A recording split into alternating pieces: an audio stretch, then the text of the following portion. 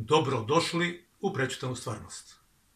Govorit ću u ovom delu izlaganja o nedovoljno transparentnom srpsko-bugarskom ili bolje rečeno atipičnom starosrpskom ratu iz 1885. godine. Naime, racionalizacijom ovog teatra apsurda ogoljano se mogu vidjeti sljedeće objektivne činjenice. Pod 1. Šopi ili starosrbi u Bugarskoj ovim ratom nisu bili oslobođeni od viševekovne okupacije Asparuhovih Bugara. Pod 2. Također nisu bile oslobođene i tradicionalne teritorije takozvanog šopluka na kojima oni žive. Dakle, ovako postavljenom scenografijom trebalo je zapravo sakriti osnovni cilj vođenja ovog rata, a to je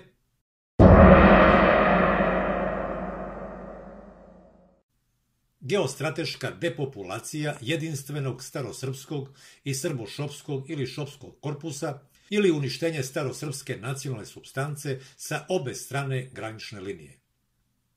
S tim u vezi prećutana je istorijska činjenica da su u ovom ratu srpska i bugarska elita kao navodno zaraćene strane bile samo obične marionete tretirane iz duboke masonske pozadine kao logistički pozorišni ratni dekor. U tom smislu također je prećutana i postkonfliktna istorijska činjenica da je anacionalni srpski kralj Milan Obrenović dao odlučujući doprinos u rasrbljivanju šopa, prepuštajući ih na milost i nemilost Asparuhovim Bugarima i daljem procesu bugarizacije koji traje sve do danas. U kontekstu navedenog postavljaju se i sljedeća pitanja. Da li je srpski kralj Milan jedini inicijator i jedini krivac za srpsko-bugarski rat iz 1885. godine? I da li se radi o njegovoj pogrešnoj politici koja je dovela do tog rata, ili je možda reč o tajnoj kripto platformi vojne lože nemačke masonerije i njenih obaveštajnih službi, koju je prosto rečeno po diktatu morao da izvrši? S tim u vezi istorijski aksiom broj 10 glasi: namerno izbjegavajući dosadašnje bečko-berlinsko uniformno tumačenje srpsko-bugarskog rata iz 1885. godine, koje se svodi na neokolonijalnu političku percepciju, a ne na istorijske dokaze, ovom prilikom iz nove kriptopolitikološke vizure navodim sljedeće zanimljive činjenice. Pomenuti rat, kao što mnogi pogrešno smatraju, nije bio vođen zbog navodnog ujedinjenja Kneževine Bugarske i istočne Rumelije, niti zbog navodnog narušavanja uspostavljene ravnoteže moći nakon Berlinskog kongresa, a još manje zbog nekakve ekspanzionističke ratne srpske politike, kako neutemeljeno tvrdi Bečko-berlinska istorijska škola. Već je politikološka istina da su navedene opšte prihvaćene bečko-berlinske kvazi-istorijske teze bile jedino u funkciji prikrivanja stvarnih krivaca, poznatih germanskih pokrovitelja i inicijatora navedenog rata. Prema tome sasvim je izvesno da je ovaj kratki rat u kriptopolitikološkom smislu zapravo bio vođen, kao što sam već naveo, pod 1. zbog daljeg geostrateškog raslojavanja jedinstvenog starosrpskog ili šopskog korpusa i pod 2. radi njihovog planskog, posvesnog, psiholingvističkog reprogramiranja u pseudobugare. Također je decenijska tajna i da je pomenuti srpsko-bugarski rat zapravo bio višeslojni, dogovoreni ili takozvani džentlmenski rat. U tom smislu, kao dokaz iz prve ruke, karakteriše ga prećutani ezoterijski taktički ritam poznat kao kreni stani. Citiram: srpska vojska napredovala je u prvih nekoliko dana rata, ne nailazeći na veći otpor, završen citat, stigavši tako po navedenom principu kreni stani do Vidina. Prilikom kasnijeg organizovanog kontranapada i bugarska vojska je također napredovala po principu kreni stani i gle čuda, i ona nije naišla na veći srpski otpor, stigavši tako do Pirota. I jedna i druga strana su, dakle, u skladu sa tajnim dogovorom osvajale tuđe teritorije primenjujući pomenuti ezoterijski taktički ritam po dubini od oko 20 do 30 km. Tako je ezoterijska simetrija početnih srpskih i završnih bugarskih ratnih pozicija potvrđena i usaglašenim recipročnim gubicima. Obratite pažnju. Srbi su u ovom ratu imali 746 mrtvih i 4570 ranjenih, a bugarska strana je imala 771 mrtvih i 4232 ranjenih. Dakle, ako koza laže, rog ne laže. Naime, tajno je bilo isplanirano od strane germanskih obaveštajnih službi, koje i sada vedre i oblače na Balkanu, da u prvoj fazi rata dobijaju Srbi, a u drugoj fazi Bugari, prema tome potpuno u skladu i sa oficijalnim tokom rata, odnosno tokom ratnih dejstava na terenu. Naravno, i u prvoj fazi srpskog napada, kao i u drugoj fazi bugarskog kontranapada, sve je bilo kreativno kontrolisano i u skladu sa ezoterijskom falusnom simbolikom prodiranja, koja je evidentno u ovom ratu bila podeljena na ravne časti. Krajnji postulat ovakvog džentlmenskog odnosa snaga vladara Srbije i Bugarske jeste kriptopolitikološka sublimirana poruka koja se također decenijama namerno prećutkuje. Postavlja se pitanje o kakvoj se konkretno poruci radi. Naime, dekodirano i između simuliranih ratnih dejstava, Asparuhovi Bugari bili su tajno ohrabreni da nesmetano nastave sa daljim procesom bugarizacije starosrpskog ili šopskog stanovništva na teritorije Bugarske. Dakle, prećutkuje se da je srpsko-bugarski rat od 1885. godine bio samo dizajnirana psihomagla, ispod koje se iz petnih žila krije da se anacionalni srpski kralj Milan Obrenović suštinski bio odrekao Starosrba ili Srbošopa, prepuštajući njihovu dalju nacionalnu sudbinu Asparuhovim Bugarima. Koji su primarni dokazi za ovu, po predstavnicima Bečko-Berlinske istorijske škole, jeretičku tvrdnju? Primarni ili prvi dokaz svakako jeste da od 1885. godine pa sve do danas Šopi ili Starosrbi na teritoriji današnje Bugarske, za razliku od ranijeg perioda, o čemu ću više govoriti u daljem izlaganju, nikada više nisu tražili priključenje matici zemlji Srbiji. Prema tome, potcenjeni mali kratkotrajni srpsko-bugarski rat bio je zapravo veliki i dugotrajni nacionalni međaš budućih odnosa prema Starosrbima ili Šopima u Bugarskoj. Dakle, nema ni reči da je srpsko-bugarski rat bio hir nekontrolisanog srpskog kralja Milana, jer je on itekako bio kontrolisan od strane germanskih obaveštajnih službi.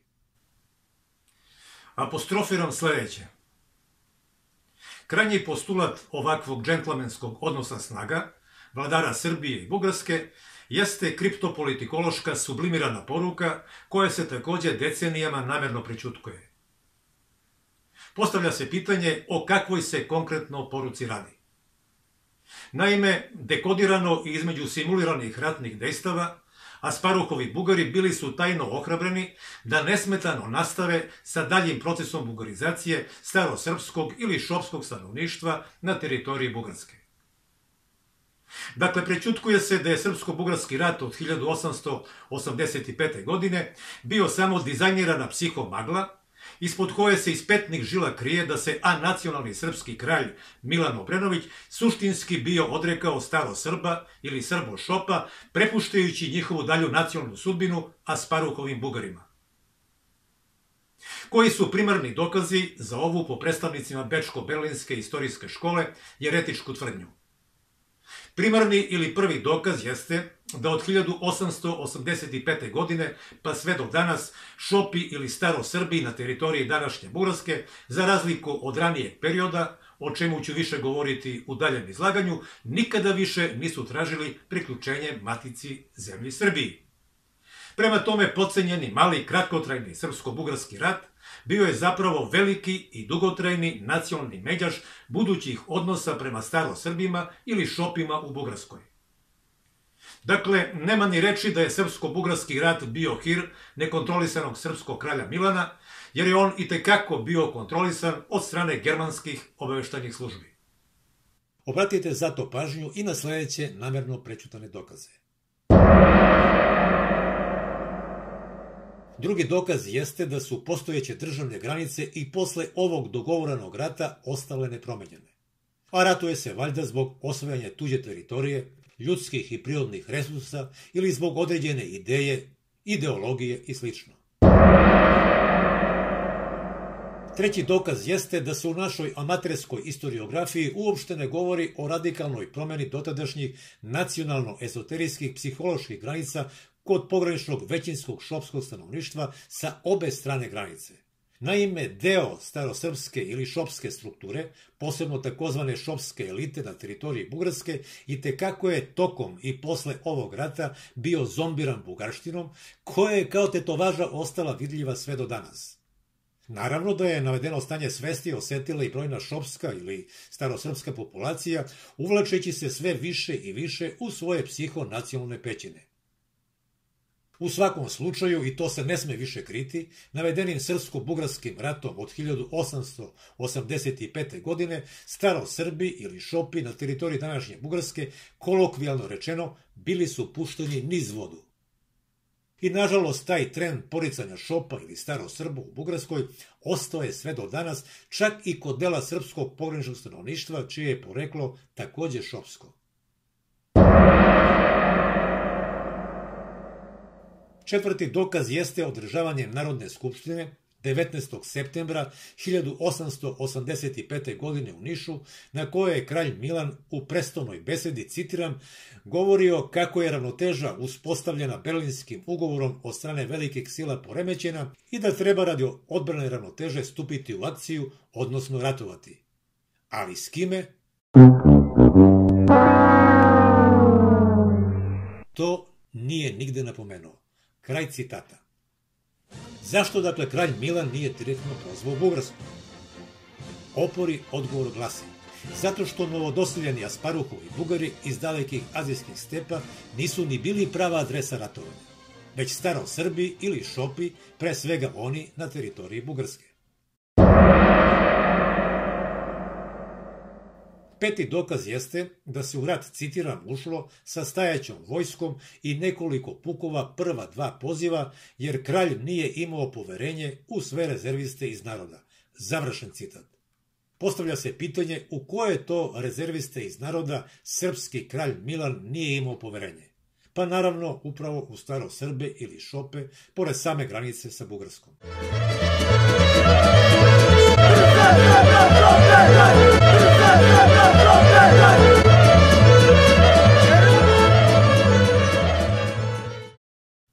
Šesti dokaz, koji je više nego jasan, jeste, citiram, da se kod srpskih trupa osjećala labavost u vršenju naredbi i potpuna oskudica ratnog oduševljenja.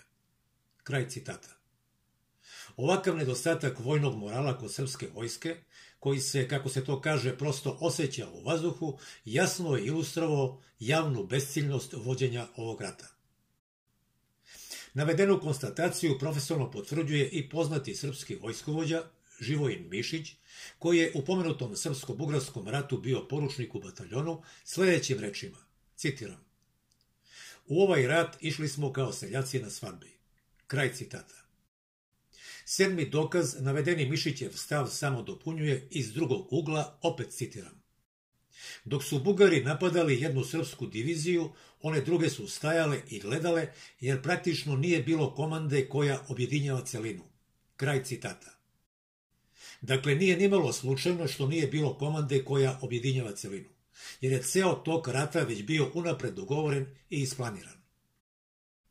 Osmi dokaz jeste da je, citiram, sva zemlja skoro bez izuzetka, sem nešto intelektualaca, bila protiv kraljeve spoljne politike. Ali bez obzira na navedene činjenice, korumpirani kralj Milan ipak je ostvario, pod znacima navoda, svoju ratnu nameru. Deveti dokaz jeste da se vrhovna komanda, citiram, nalazila u rukama kralja Milana, koji nije bio nikakav vojnik i koji je inače po svojoj prirodi bio najmanje pogodan za to mesto. Kraj citata. Ako neko misli da je ovo bila slučajnost, onda je u grdnoj zabludi, jer je upravo kralj Milan kao vrbovani tajni germanski agent od uticaja, plaćajući cenu opstanka na srpski presto, bio odgovoran za sprovođenje dugoročnih interesa zapadnoevropske plutokratije, koji su načelno ostali nepromenjeni sve do danas. I 10. ali ne i zadnji dokaz jeste da je bazični kriptopolitikološki cilj ovog kratkog navođenog rata bio u ezoterijskom smislu uništenje takozvane primarne srpske supstance ili još jasnije rečeno uništenje i zatiranje starosrpskih šopskih korena veštačkim prevođenjem šopa ili starosrba u novo izlivene Asparuhove Bugare. Baš zbog toga, dakle i nimalo slučajno, odabrana je upravo 1885. godina koja u sebi sadrži 8 plus 5 ili masonski broj 13, o čijoj sam simbolici već govorio u prethodnom videoklipu pod nazivom Šopska šifra. A također sadrži i Pitagorinu peticu ili Goetheov citiran lep, neparni i sveti broj, završen citat. Petica je u konkretnom slučaju, kao omiljeni broj mesopotamijske i asirske boginje Ištar i rimske boginje Venere, bila tretirana kao mikrokosmos i princip poretka koji se sudbinski mora poštovati. I naravno sprovesti u praksi u konkretnom slučaju putem tajnog projekta eugenike, čiji je vidljivi pojavni oblik bio i pomenuti srpsko-bugarski ili atipični starosrpski rat, o čemu ću više govoriti u daljem izlaganju. S tim u vezi zanimljivo je istaći da ni promjena društvenog uređenja, ni promjena vladajuće ideologije, kao ni promjena brojnih političkih garnitura od 1885. godine do danas, nije bitnije uticala na suštinski neadekvatan, dakle anacionalni odnos prema šopskoj populaciji ili starosrbima na teritoriji današnje Bugarske.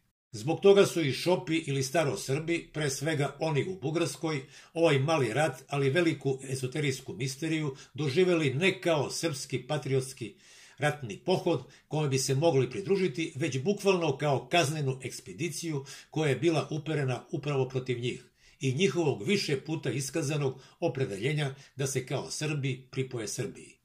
Podsjećam, kao na primjer što su tražili pripajanje 1836. godine u vreme vladavine kneza Miloša ili 1878. godine uoči održavanja Berlinskog kongresa. Suština njihovog obraćanja u pisanoj formi bila je sljedeća, citiram. Preklinjali su da se sjedine sa majkom Srbijom, ne želeći nikako da budu predati tuđincima sa kojima ih ne vezuje ni prošlost ni jezik. Kraj citata. I u prvom i u drugom slučaju, kao i kada su se obraćali ruskom grofu Ignjetijevu, Srbija je kao matična zemlja bila otvorena za njihovo pripajanje, ali naravno ne i velike evropske sile, pa dakle i Rusija, koje su to sprečile u samom začetku, zazirući od stvaranja takozvane velike i snažne Srbije. Svakako da ove istorijske činjenice o šopskim nacionalnim težnjama bugarska strana zaslepljena šopofobijom krije od svojih građana duboko ispod tatarsko-mongolskog tepiha.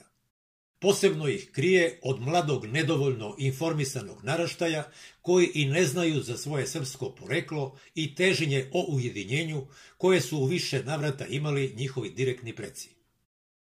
Stoga opet podsjećam, Šope ili starosrbe u Bugarskoj trebalo je dakle ovim dogovorenim ratom drakonski kazniti, jedanput za svagda, da im se više nikada u skladu sa psihometodom regresije sećanja ne probudi protosrpska nacionalna svest da se pripoje matici Srbiji. Prema tome, dugoročni germanski cilj cepanja starosrpskog nacionalnog bića u izvođenju legalizovanog bečko-berlinskog propagandnog biroa na katedri za istoriju u Beogradu bio je u praksi, hteli mi to da priznamo ili ne, itekako postignut. Apostrofiram sljedeće. Zbog toga su i Šopi ili starosrbi, pre svega oni u Bugarskoj, ovaj mali rat, ali veliku ezoterijsku misteriju, doživjeli ne kao srpski patriotski ratni pohod kojem bi se mogli pridružiti, već bukvalno kao kaznenu ekspediciju koja je bila uperena upravo protiv njih i njihovog više puta iskazanog opredeljenja da se kao Srbi pripoje matici Srbiji. Podsjećam, kao na primjer što su tražili pripajanje 1836. godine u vreme vladavine kneza Miloša ili 1878. godine uoči održavanja Berlinskog kongresa. Suština njihovog obraćanja u pisanoj formi bila je sljedeća, citiram. Preklinjali su da se sjedine sa majkom Srbijom, ne želeći nikako da budu predati tuđincima sa kojima ih ne vezuje ni prošlost ni jezik. Kraj citata. I u prvom i u drugom slučaju, kao i kada su se obraćali ruskom grofu Ignjatijevu, Srbija je kao matična zemlja bila otvorena za njihovo pripojanje, ali naravno ne i velike evropske sile, pa dakle i Rusija, koje su to sprečile u samom začetku, zazirući od stvaranja takozvane velike i snažne Srbije. Svakako da ove istorijske činjenice o šopskim nacionalnim težnjama bugarska strana zaslepljena šopofobijom krije od svojih građana duboko ispod tatarsko-mongolskog tepiha. Posebno ih krije od mladog, nedovoljno informisanog naraštaja koji ne znaju za svoje srpsko poreklo i težnje o ujedinjenju koje su u više navrata imali njihovi direktni preci. Stoga opet podsjećam, Šope ili Starosrbe u Bugarskoj trebalo je dakle ovim dogovorenim ratom drakonski kazniti jedanput za svagda, da im se više nikada u skladu sa psihometodom regresije sećanja ne probudi protosrpska nacionalna svest da se pripoje matici Srbiji. Prema tome, dugoročni germanski cilj cepanja starosrpskog nacionalnog bića bio je u praksi, hteli mi to da priznamo ili ne, itekako postignut. Zašto? Zato što su apsolutni gubitnici ovog krvavog rata bili direktno samo Šopi ili Starosrbi sa obe strane granice, a indirektno kroz tajni proces obeskorenjivanja i ostala brojna srpska populacija. Postavlja se pitanje ko je onda profitirao. Jedino su profitirali imigranti iz dalekih azijskih stepa, poznati kao Asporuhovi Bugari, zatim njihovi međunarodni mentori, koji su ovim ratom osnažili veštačku državnu tvorevinu Bugarsku, kao i uskogrudi i uskoumni kralj Milan lično. Molim vas sada za posebnu pažnju. U tom smislu je baš srpski kralj Milan Obrenović kao takozvani korisni idiot na prestolu i u svojstvu austro-ugarskog agenta od uticaja i u sadejstvu sa takođe vanredno plasiranim austro-ugarskim agentom i bugarskim knezom Aleksandrom Battenbergom dao svoj istorijski doprinos da deo Šopa ili Starosrba u Bugarskoj potisne svoje srpske korene i, kao što sam već naveo, da od 1885. godine pa sve do danas, u skladu sa započetim procesom nacionalne hibernacije, nikada više formalno ne zatraže priključenje matici Srbiji. Primorani dakle da se pre ili kasnije suočimo sa realnošću. Da li se sada još uvek neko pita zašto nam se sve ovo desilo? Evo i odgovora iz prve ruke. Pre svega zbog visoko rangiranih domaćih izdajnika srpskog roda u koje se po defaultu ne bi smelo sumnjati. Zatim, zbog konzervirane agenturne mreže nemačke obaveštene službe, udobno locirane da se vlasi ne dosete u delu Srpske akademije nauka, u delu pomenute katedre za istoriju na Filozofskom fakultetu u Beogradu, kao i u delu vladajuće političke, vojne, policijske, crkvene i tako dalje administracije. Na kraju, i zbog poslovičnog nedostatka elementarne srpske bezmosne kulture o kojoj neprestano govorim. Dakle, nije problem samo u Vatikanu, međunarodnoj masoneriji, engleskoj obaveštajnoj službi, više nego podcenjenoj bugarskoj obaveštajnoj službi ili ofanzivnoj obaveštajnoj delatnosti bečko-berlinskih tajnih službi, već pre svega u domaćim i poslušnim izvođačima njihovih radova od kralja Milana pa sve do danas. Prema tome nije nimalo slučajno što su preostali Šopi u Bugarskoj u drugom Balkanskom ratu, kao i u prvom i drugom svetskom ratu bili na strani protiv Srba, ostavljajući za sobom programirani i sasvim očekivani psihoezoterijski ponor, čiji je krajnji cilj svakako bio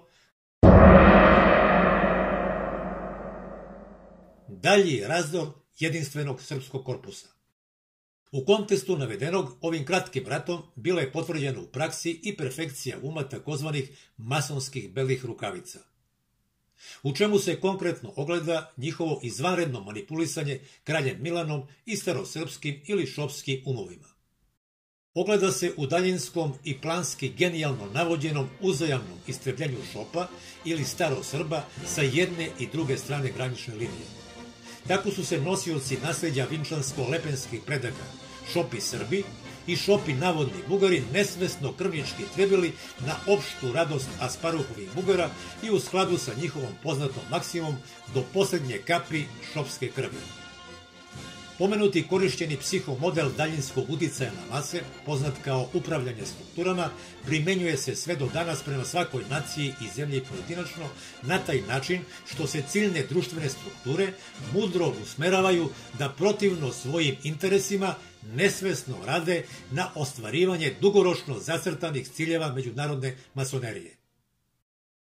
Imajući u vidu navedeno, valja stalno ponavljati jer naša neokolonijalna istorijska nauka kao i neokonzervativna diplomatija ćute da je Asparuhova Bugarska jedina zemlja u Evropi koja pored Albanije neprincipijalno i grubo gazi poznati međunarodni diplomatski princip na bazi reciprociteta.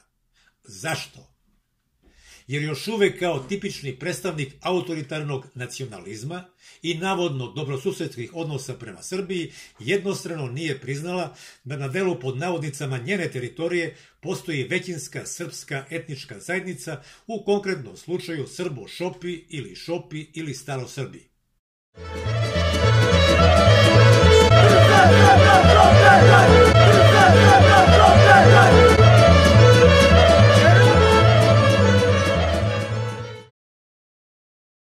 Akcentujem da su ovu neumitnu stvarnost potvrdila u celini i najnovija genetska istraživanja po kojima 55% takozvanog bugarskog stanovništva, dakle Šopa ili Staro-Srba, ima starobalkansku haplogrupu I2A, koja je karakteristična i za sve ostale Srbe i Balkance.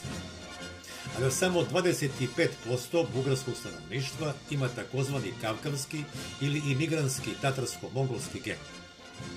Preostalih 20% bugarskog stanovništva predstavlja genetsku mešavinu koju pored ostalih čini i vladajuća ili manjinska tatarsko-šopska izdajnička elita. Prema tome, ovaj naizgled zamršeni Gordijev čvor zapravo je veoma lako razmrsiti. Dakle, Šopi ili Staro-Srbi u Bugarskoj, iako predstavljaju više od polovine stanovništva, ne postoje. Jel tako? U redu. Onda u kontekstu pomenutog diplomatskog reciprociteta i Republika Srbija treba da preispita postojanje takozvane bugarske manjine na teritoriji Srbije i da period preispitivanja traje toliko dugo sve dok Sofija ne pokaže posvećenost vladavini prava i počne da deluje kao civilizovana zemlja.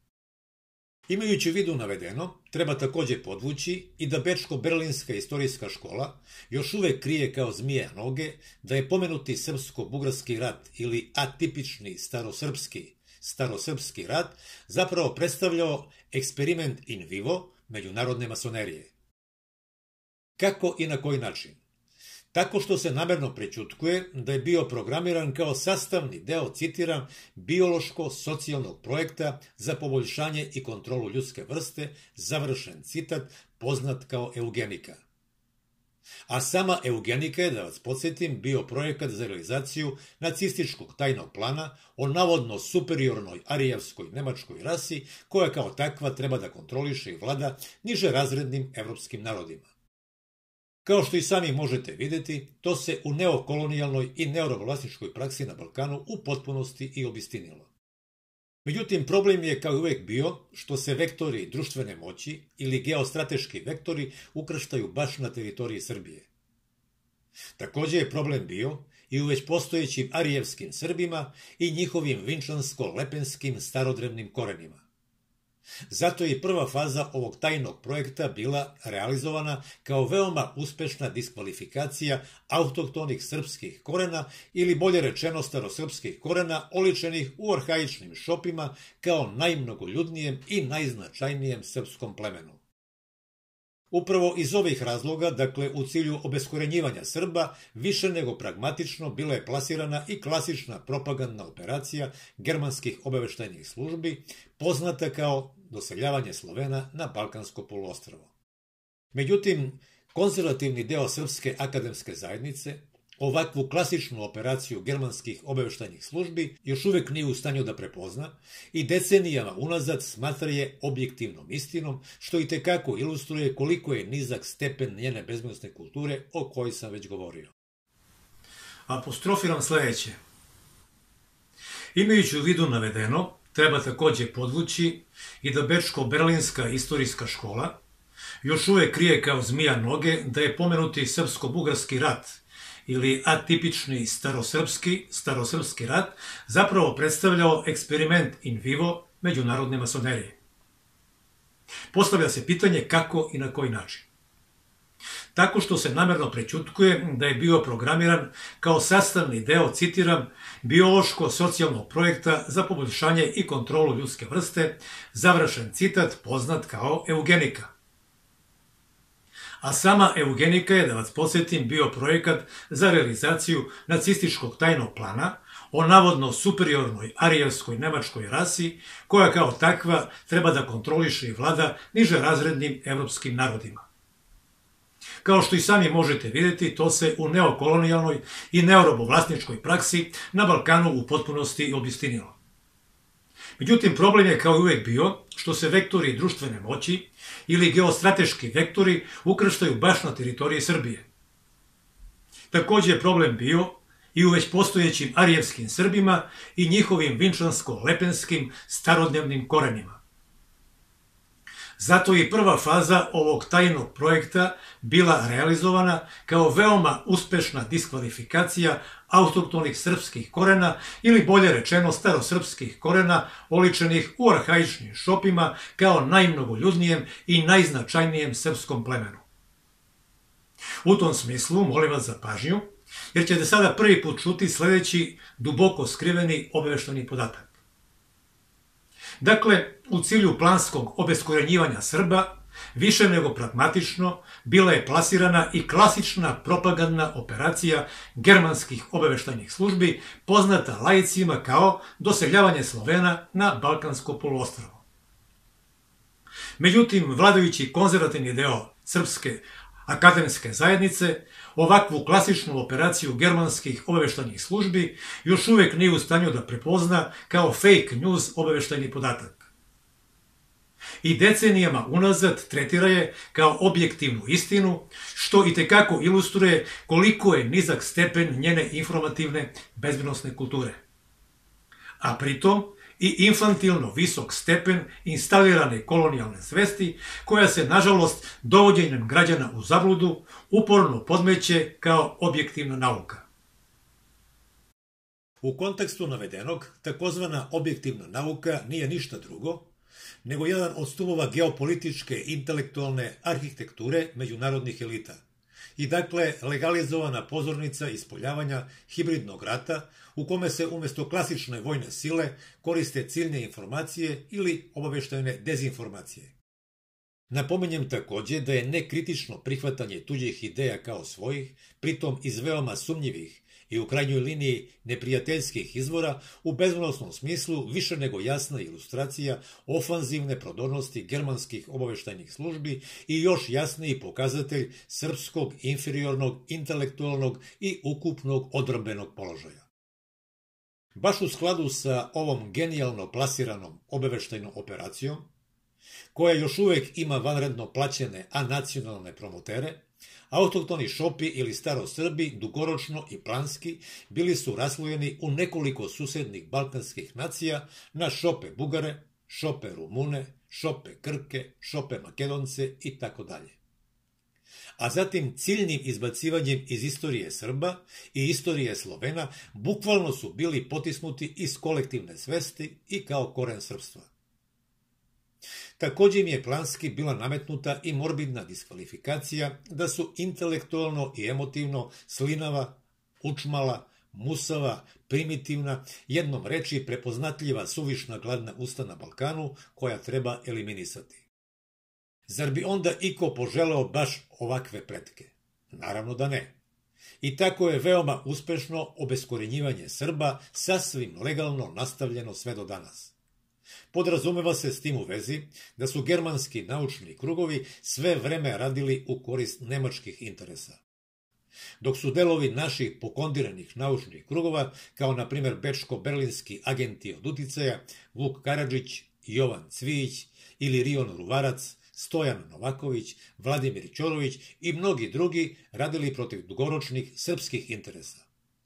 Tako je na perfidan način njihova klasična kolonijalna svest Nušićevski bila ustoličena kao poželjna naučna osobina bez koje se sve do danas nije moglo službeno napredovati u instaliranom lažnom srpskom akademskom miljeu. I stručnim višedecenijskim potkopavanjem s polja egzoterijski i iznutra ezoterijski upravo Šopa, kao i ostalih starosrpskih plemena, ciljno i suštinski potkopani su na taj način i drevni srpski koreni. I kako su mudri eugeničari i predvideli, srpska nacionalna i jezička supstanca počela je potom da vene, kopni i da se pod znacima navoda samo rastače potpuno u skladu sa konkretnom realnošću u Srbiji i na Balkanu. U drugoj fazi prećutanog projekta eugenike, čiji je eksperimentalni deo predstavljao za svakog normalnog čoveka nepotrebni srpsko-bugarski rat, pokrenut je bio i suptilni i savršeni proces samouništenja ili depopulacije Šopa sa jedne i sa druge strane granice. Konkretni cilj bio je da se smanji etnička dominacija neposlušnih Šopa na teritoriji Bugarske u odnosu na minorne, ali poslušne Asparuhove Bugare.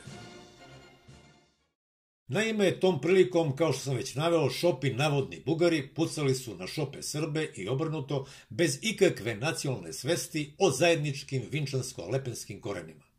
Takođe, i da tim bezumnim činom, a potpuno u skladu sa psiholingvističkim reprogramiranjem, ubijaju faktički sami sebe.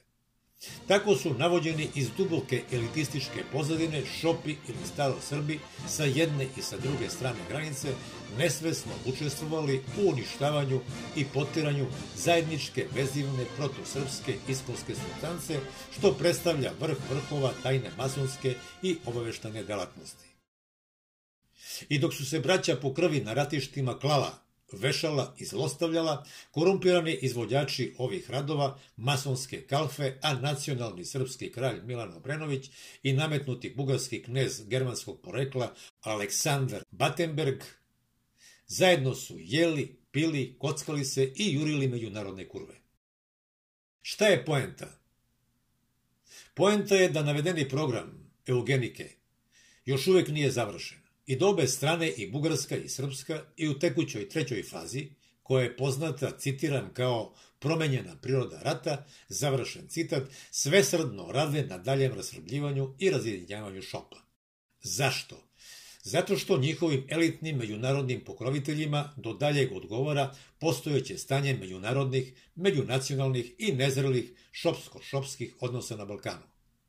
Jer su i sami Šopi ili Starosrbi namenski tretirani, citiram, kao rasno problematična grupa, završen citat, koju treba zameniti njihovim pretapanjem u poslušne Bugare ili eliminisati sa teritorije na koje su strateški saobraćajno-trgovinski putevi za Bliski istok.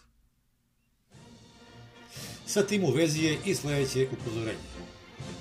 Šopi sa obe strane granice, pamet u glavu.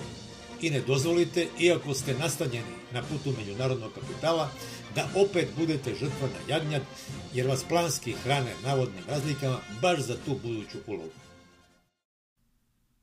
Dakle, došlo je vreme da se iz navedenih razloga i na teritoriji današnje Bugarske napravi jasna razlika ko su Starosrbi ili Šopi, a ko imigranti iz dalekih azijskih stepa, koji su zapravo i jedini izvorni Bugari.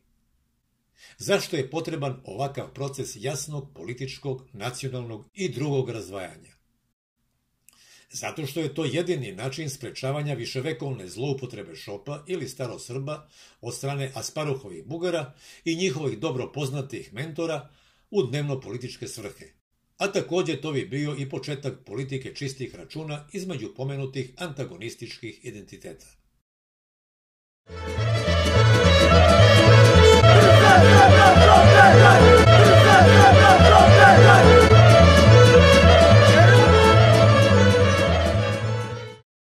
I dok se Balkansko poluostrvo sasvim očigledno, dugoročno i ciljno umrežava sukobima i neznanjem, a pre svega neznanjem temelja nacionalnih falsifikovanih istorija, i nadalje će biti baš onako kako navodi poznati srpski novinar i kolumnista Boško Jakšić, citiram, bure baruta u kome postoje 5 godišnjih doba, zima, proleće, leto, jesen i rat, završen citat. Svako dobronameran pitaće se na kraju ovog trećeg dela šopologije, pa hoće li nam ikada biti bolje? Hoće, ali ako prihvatimo realnost onakvu kakva ona trenutno jeste. A kakva je onda ta realnost? Surovu stvorenu stvarnost savremenog sveta karakteriše urušavanje međunarodnog prava na račun prava jačeg. A takođe i pljačkaška koncentracija kapitala, koju prati psihofizička dekoncentracija čoveka i čovečanstva u celini. Dakle, nije nimalo slučajno što deo Šopa ili starosrba u Bugarskoj ne prepoznaje svoje srpske korene. Prema tome, Francis Fukuyama, bivši profesor na Baltimorskom univerzitetu Johns Hopkins u Americi, koji je svojevremeno pisao o kraju istorije, po svemu sudeći grubo je pogrešio. Zašto i kako? Zato što svi mi zapravo živimo u vremenu koje karakteriše ne njegov pretenciozni kraj istorije, već kraj istorijske istine. Naime, izvikana istorijska objektivnost i istorijska istina, kao opšte prihvaćeni oblici ispoljavanja osnovnih prirodnih i ljudskih prava, više ne postoje.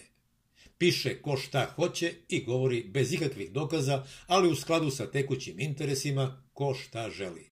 Međutim, ovo za prosečnog čoveka prividno haotično stanje, za robovlasnike naših duša, čije smo nesumnjive marionete, zapravo je redovni proces naše dnevne psihofizičke eksploatacije. Dakle, da ne dužim, na početku 21. veka, sviđalo se to nama ili ne, postoji samo korporacijska istina i visina profita koji ona donosi. Pojedinci, narodi i plemena koji ovo budu shvatili, ne pristajući pod navodnicima na živote koji nisu vredni življenja, opstaće. Do onda veliki autohtoni pozdrav i hvala što ste me gledali. Prijatno.